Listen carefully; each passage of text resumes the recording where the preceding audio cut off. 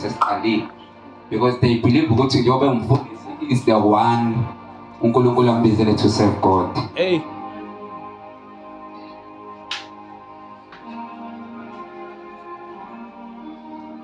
Bazalwane kufanele simserve uNkulunkulu. Bazalwane. When you speak about God, bazalwane, God is a spirit. God trusting the flesh, bazalwane ukuthi yenze intando yakhe emhlabeni.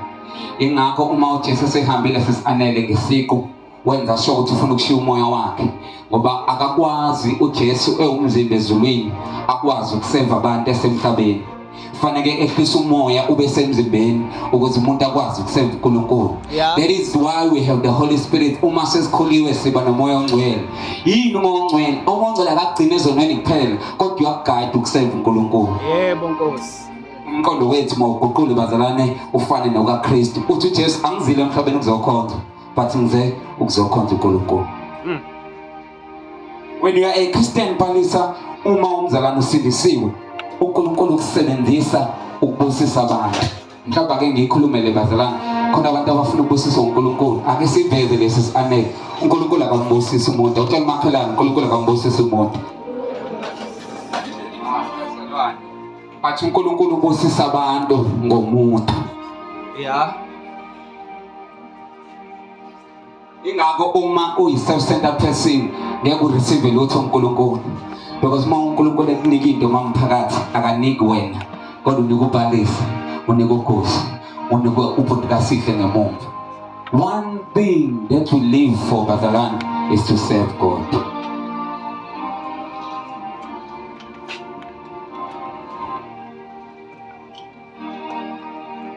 uJesu bambuza mfundisi Pholoba elambile kathiwa Jesu awudlile ngani kade sihamba nawo udlala. Uthi Jesu angikhathazekile ngalokho into engikhathazile ukuseva uNkulunkulu. Amen.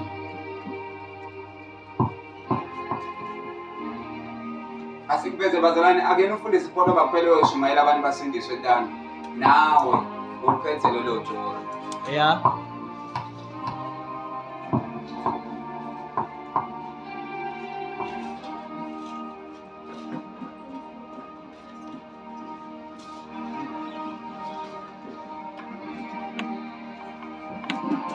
Kuhluphe balisi ukuthi usindisiwe but kuphela usuku awazi ukuthi uyenzeleni inkosi.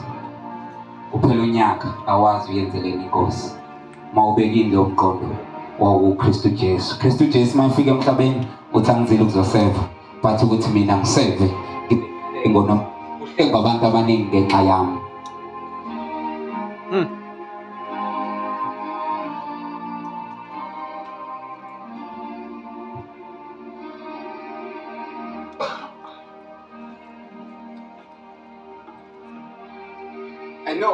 I know kulungile ukuthi kulungile still available asekho. But I know we are living a life of a competition.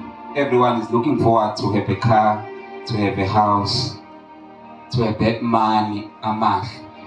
But I want to tell you, uma ucebile emhlabeni wangamenzela lutho uNkulunkulu, uyiphilile impilo eyi-waste.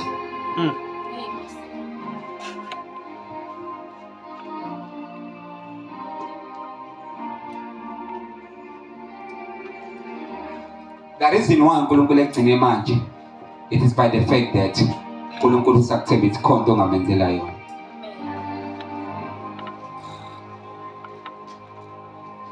Jesus Christ bazalwane manje seqedile sesianele uthi it is finished. Uma uJesu eqeda umsebenzi wesiphambano uthi it's finished. Ngiyafisa ukwazi ukuthi mhla wena ngifisa isikhathi sakho sokufa uyosho yini ukuthi it is finished. We are living a life bazalwane to serve God. Mawubekile umqondo wakuyiKristu Jesu. Number 2, when we speak about umqondo wakuKristu bazalwane, Christ live bazalwane impilo yokupha nokuthanda. Umqondo bazalwane womzalwane usindisiwe umqondo wokupha nokuthanda. Hallelujah. Amen. Incwadi umfundisi Pholoba Matthew 14 verse 14. Uma umqondo wethu uguqulwa ufanisa nokaKristu siyokupha sithanda. verse number 14, Matthew 14. Waphuma wabona isixuku esikhulu, waba nesihe ngaso, waphulukisa abagulayo babo. A life of a Christian balisi uthi ma ebuka abantu enosizo alethe. Yeah. Sakhabazalwane bazalwane, sakhabantu abangazobuka umfundisi Pholoba kodwa bazobuka uKristu. When the Bible says Jesus Christ bazalwane ephakathi kwabantu belambile, Jesus Christ bazalwane, pray to God uNkulunkulu multiply into ayiphethe kwabapha. Because a life of a Christian is a life of love and giving.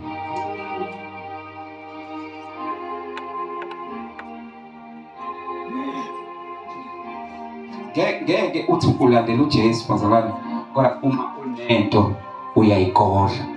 Ngamanye amazwi umqondo kaKristu awakafiki kuwe. Yeah.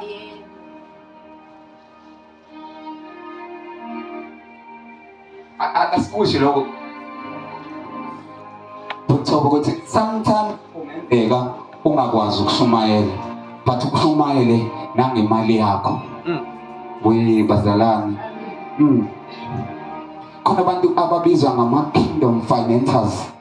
ODavid uthi uNkulunkulu David ngenxa ukuthi ubulala abantu abaningi igazi lakho noma izandla zakho igcwele igazi ngiyosangakhe lindlu. Uthi David kulungile Nkosi uma unqaba mina ngezandla zami ngiyakhe indlu, kodwa ngiyacela ukuthi indodana yami uSolomon masiyakhe indlu ithathe ingcebo yami. When you are a believer bazalwane, mangashumayeli wena kungashumayeli imali yakho. Yeah. Sakabazalwane bazalwane. Yebo Nkosi. Yini ikholwa, yini ukuba umzalwane usindisiwe. Bhayibheli liveza ukuthi ibhalisa the word Christian, abantu abaningi mabegcwalisa amafomu uma kuveza lapha religion ukuthi ukhetha yiphi i-religion athi umuntu abe Christian. Kodwa sikuveze lokho i-Christian bazalwane igama elalandela abantu abenza iso kaJesu. Amen. You can't call yourself a Christian uma ungenzisi okabani. So nawe mawumfika ngelinye ilanga usayina phansi i-religion yakho uthi ame Christian, oqala uyi-check ingqondo yakho. Ingqondo yakho icabangisa kaJesu yini? Yenzisa kaJesu yini?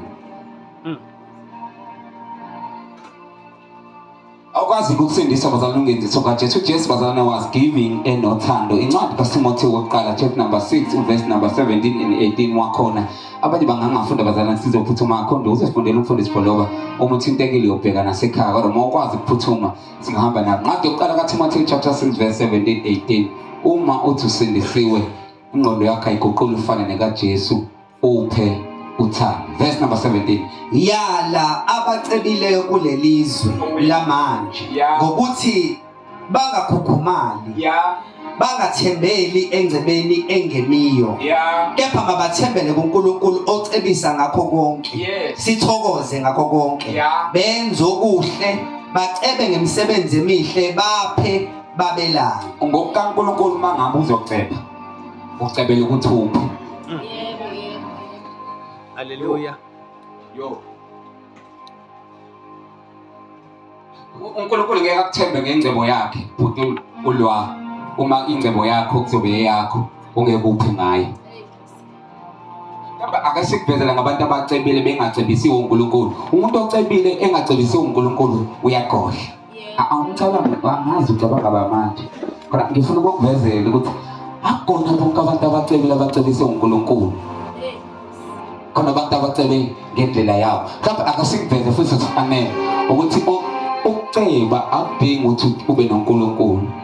Ungaceba ungenayo uNkulunkulu.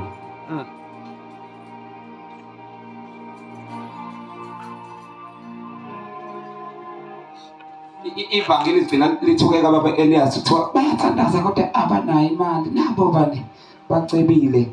uNkulunkulu akekho fair. Akasikuveze bazana khona umuntu ocebile angacebiswa ngoNkulunkulu. Uma uNkulunkulu ecebisa umuntu umcebisa ukuthi aphi. Amen. Ukhona umuntu ofuna ukuceba bazalwane, ofuna ukuceba phambi sesandla. Amen. Phakamisa isandla abafuna ukuceba. Amen. Ingcebo. Noma usucebile ucebile ukwenzani?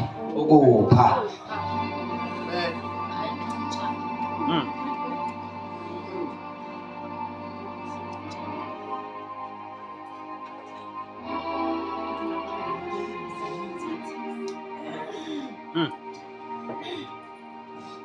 Haleluya. ungacebeli ukwenzani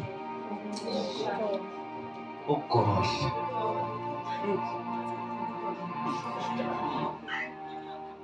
Kapha asiveze mfundisi Paul ukuthi yini imali. Ngakho thosa sitolo uma sikhuluma ngemali sikhuluma ngesisebenzi. Yini imali bazalwane? Isebenzi. Osebenzayo osithumayo. Yeah. Uma ufuna imali azi ukuthi ufuna isisebenzi osithumayo. And leso sisebenzi akube isisebenzi sikaNkulunkulu. Amen. Uyabona ukuthi uma ufuna imali uNkulunkulu ufunani? Ufuna isebenzi. Esokwenzani? Esisebenzi umsebenzi abani? kaNkulunkulu. That is why uNkulunkulu engeke akubusise, engeke akucebise. Imali yami. Imali bazalwane akuyona ukuthi sime kahle, kodwa imali ukuthi sisebenzise imali ukuze icebo laNkulunkulu lifezeke. Haleluya. Can you imagine ukube lo muntu wathenga la mic bazalwane kuba wayigodla imali yakhe ngabe ngikhuluma ngani? Hey.